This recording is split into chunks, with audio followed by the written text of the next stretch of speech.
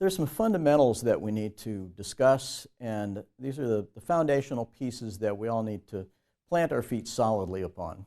There are three definitions that get a little bit confusing for people, and we just need to make sure we're clear for our sessions and our discussions what we mean by these. Every organization needs to be clear on what they mean by these three terms, and we will make sure that we're clear for our sessions on what we mean. One of them, what's a project? Another one, what is project manager? And another one, what is project management? What's a project? We hear that term a lot, and everybody goes, oh, I know what a project is. We need to be very clear about that in our organizations. There's some confusion from time to time, and we'll mention that here in just a moment. A project is a temporary, one-time undertaking that has a definable goal, has interrelated dependencies and activities and tasks, is finite in duration. It stops somewhere, it starts somewhere. These things are over with. Ongoing work in an organization just keeps going on and on and on. Projects stop. Sometimes they seem like they will never stop. They seem like they have a life of their own, they go on forever, but they at some point do finish. To some degree, they're going to be unique. In your organization, you may do a project this week that was similar to one that you did 6 months ago. It's not the same project. There are some different stakeholders, there are some different requirements. Something makes each one of these projects at least a little bit unique, even though quite often we'll find that we do similar projects in the organization. And these things operate under some constraints. So we'll be talking about what the constraints are for a project and how we work with those. Projects and ongoing work processes. Let's just talk for a moment about those. Ongoing work processes are the things that in the organization that get repeated day in and day out. They get repeated over and over. So we may have a billing process.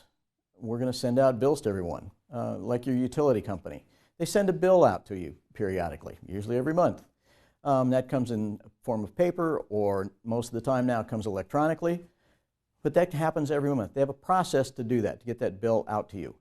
You pay that bill. They also have a process to receive payments, and that's either an electronic process or a paper process. That just gets repeated over and over and over again. They also have some processes to provide you with electricity. They provide you with power somehow. There are processes to do that. So when you turn on your light switch, the lights turn on, you have power. So there are ongoing processes that we all have in all of our organizations.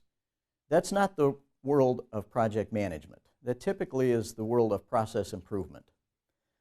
What we're looking at with project management, these are things that start, they stop, they have some definitely definable goals, and we have a set of tools for these. We have a process to go through to get a project done, and we have a set of tools that we use to do projects.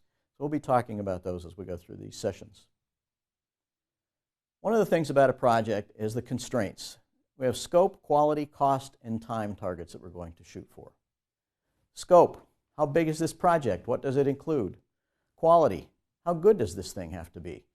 Every project has some quality requirements in there. You can think even around your house. You're going to do a project, a simple project just to paint one of your rooms in your house. Like my brother-in-law. He just thinks all you have to do is get a paint roller and sort of get close to the doorway, sort of get close to the ceiling, and just paint the wall with the roller, and that's going to be good enough. And he also thinks that to paint a room, you probably need to dip the roller in that little paint tray one time, and then just start rolling the place. And so there's a little bit of paint at the beginning, and there's no paint by the time he's done. And then he says, well, how come you paint so much better than I do? Well, he just has a different quality requirement of this thing. Every project will have quality requirements throughout the whole project.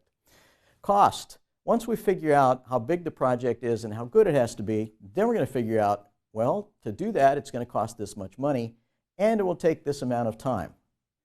We can put those four constraints into a little diagram like this. When we start a project, we'll start with one of these things. If you're going to teach everybody in the organization one thing about project management, the thing to teach everybody is this. If you only have 5 minutes to teach everybody something, this is what everybody should learn. This is what you need in your head. It's what your customers need in their head, all your stakeholders, your team, your sponsor, the executives in the organization. Everybody needs to understand this piece. What this says is that up front, before a project starts, we say that to do this project at this quality level, it will take this amount of time and cost this much money. Projects simply have tasks that have to be done. People have to do those tasks. People have to take the time to do those tasks, and we have to pay people to do those tasks, and we have to buy the materials and the supplies to do those tasks. Sometimes projects are set up so that the scope, quality, cost, and time aren't going to work. No matter what, a lot of people don't like to believe this, projects have to obey the laws of the physical universe. Project managers don't have a magic wand to wave and say, oh, we can just do magic here. We have to all agree, the project manager, the sponsor, the key stakeholders, we have to all agree that yes, we can do that project at that quality in that time frame for that amount of money. You're not going to get the biggest project anybody could think of at the highest quality level in the industry next Tuesday afternoon for $250. That's just not going to happen. We have to make sure that these things are realistic. If something happens along the way, which it will, let's say the scope changes. Somebody says, oh, you know, while we're doing this project, we just realized there's something we need to add into the scope. That's not a problem. Not a problem at all. You don't just throw your hands up and run away screaming. You just say, happy to do that. Let me see how we'll do that. And all you need to do is go back and look at the scope, quality, cost, and time relationships and adjust 1, 2, or 3 of these other constraints so that we can have an increased scope. You can't change one of these things after we agree that they're all going to work together. You can't change one of these things without changing at least one of the others, maybe 2, or maybe sometimes all 3 of them.